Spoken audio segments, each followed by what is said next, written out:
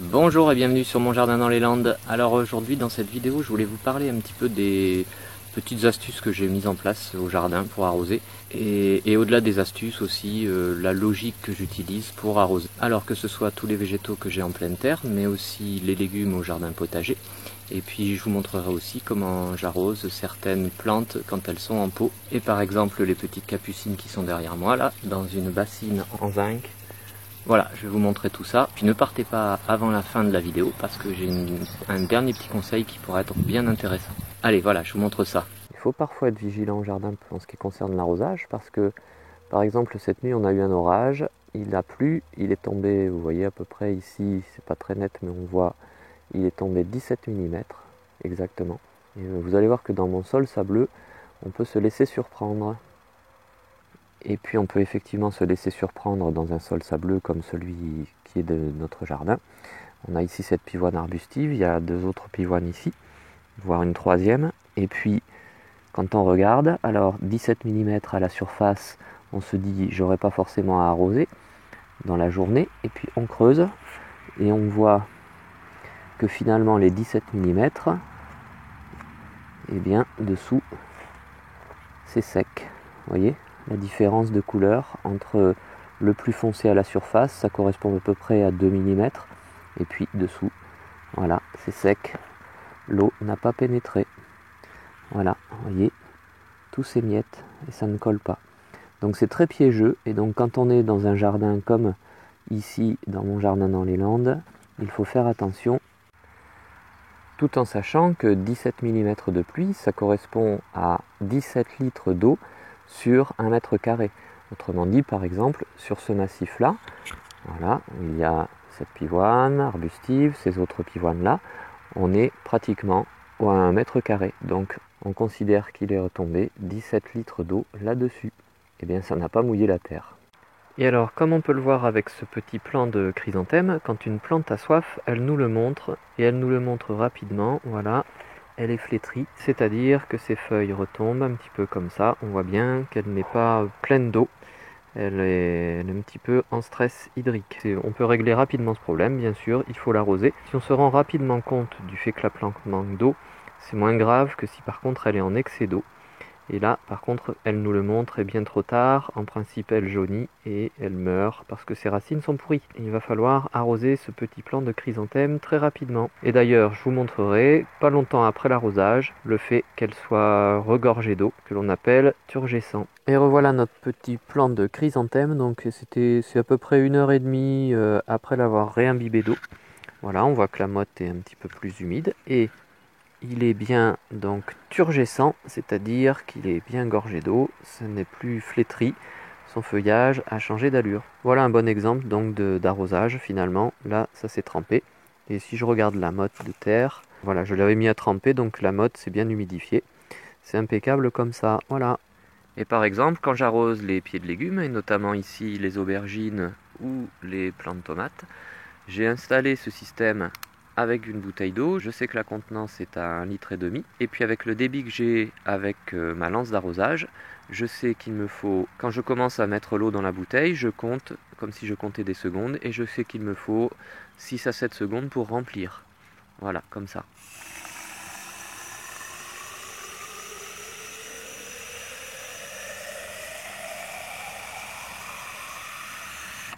Voilà, on est à 7 ou 8 secondes. L'avantage d'un système comme ça, c'est que ça permet de ne pas mouiller les feuilles et donc on limite l'apparition de maladies.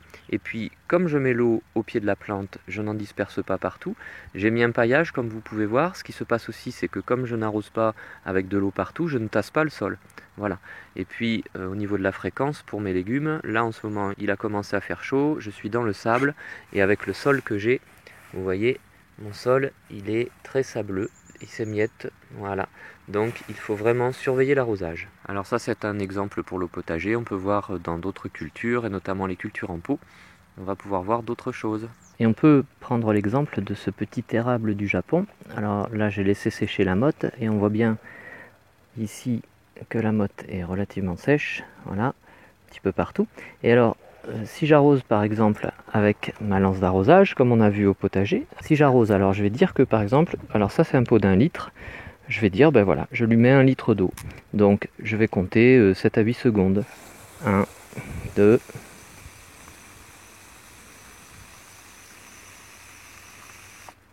voilà, je suis à 8 secondes. L'eau s'est imprégnée. Voilà, on peut voir, je pense, elle est redescendue. Voilà, et donc je lui ai mis 1 litre, et donc je peux considérer que j'ai fait l'équivalent du remplissage de ce pot qui fait 1 litre, et donc j'ai arrosé la motte de ce petit érable du Japon, et on voit bien qu'elle est bien humide. Alors ce système-là fonctionne bien avec un mélange terreux qui absorbe bien l'eau et qui la retient bien. Avec des mélanges terreux plus drainants que ça peut poser problème. Mais vous voyez, ici, l'érable du Japon, il a pris 1 litre d'eau, ça s'est imprégné dans la motte et ça va le restituer. Voilà. Autre exemple avec ce magnolia qui est en pot. Alors là, par exemple, je vais vous parler du choix entre un arrosage à la lance d'arrosage, donc en pluie, par exemple comme ça, une petite pluie fine, on fait un arrosage, voilà ce qui se passe, ça imprègne bien, on en met partout. Et puis j'ai un autre type d'arrosage, voilà on voit bien, alors là j'ai un peu insisté. Et puis l'autre type d'arrosage pourrait être par exemple l'arrosoir tout simplement. Et la différence à mon sens, le fait d'utiliser un arrosage en pluie fine évite de tasser la surface du substrat. Par contre avec un arrosage à l'arrosoir, je peux faire par exemple des trous. Voilà, j'ai fait un trou, je déplace le terreau, voilà, un petit peu partout. Donc vous voyez, c'est la différence entre les deux types d'arrosage. Et voilà, et là, ça s'imprègne bien, mais on voit bien l'écorce de pin notamment qui se déplace un peu partout. Ce qui fait qu'on déterre parfois des racines superficielles et ça peut mettre en danger un petit peu la vie de la plante dans son pot. Donc il faut vraiment faire attention, il faut y aller doucement. Et voilà un autre exemple sur des rosiers. Plutôt que d'arroser les rosiers, alors attention ne pas les arroser sur le feuillage, et plutôt que de les arroser en vaporisant comme ça, il vaut mieux arroser au pied de chaque rosier. Voilà, je vais matérialiser des petites cuvettes au préalable. Voilà, je positionne l'eau à proximité des racines, un petit peu partout. Voilà. Alors que si par exemple j'arrosais un petit peu partout comme ça, je pourrais créer ce qu'on appelle une croûte de battance. Alors c'est pas tellement le cas dans le sol de mon jardin qui est sableux. J'ai fait une petite vidéo ici que vous pouvez voir notamment par rapport au binage. Et donc on crée une croûte de battance aussi en arrosant et en arrosant de façon violente comme ça. Et alors pour ce qui concerne l'arrosage des arbres notamment que j'ai plantés en pleine terre, alors là vous voyez par exemple il y a cet hydrangea paniculé que j'ai formé en tige, voilà, il va bientôt fleurir et il est toujours dans le sol sableux que nous avons au jardin. J'ai matérialisé ici au pied une cuvette au moment de la plantation et je l'entretiens régulièrement de façon à pouvoir avoir finalement comme une cuvette, comme une bassine d'eau. Et là j'arrose à l'arrosoir et je verse comme ça en grosse quantité. Je vais mettre 10 litres là et là il y a moins de risques. Alors ça déplace bien évidemment un petit peu aussi la terre, mais il y a moins de risques de faire apparaître les racines parce qu'il est enterré plus profondément. Et aussi parce que comme il est en pleine terre, l'arbre a ses racines enfoncées, bien ancrées dans le sol et en profondeur. Voilà, et vous voyez, j'ai mis 10 litres d'eau, ça va pénétrer tranquillement dans le sol. Et ça, je le fais alors à la période où nous sommes en début d'été, je vais le faire 1 fois par semaine. Et puis quand on arrive en période de chaleur et de canicule, ça va être 1 fois par jour. Et c'est la même chose pour les érables du Japon que j'ai plantés cette année. Je vais les assister au niveau de l'arrosage, voilà, ici et ici. En ce qui concerne l'arrosage, je vais les assister pendant bien 2 bonnes années après plantation, voire 3, en fonction du climat que j'aurai à ce moment-là et de leur réaction. Et enfin, j'ai un dernier petit conseil à vous donner, qui est que lorsque on a, comme ici, le tuyau d'arrosage qui a séjourné un certain temps en plein soleil, voilà, comme ça, il va falloir faire attention parce que l'eau qui est à l'intérieur est montée en température et elle est brûlante.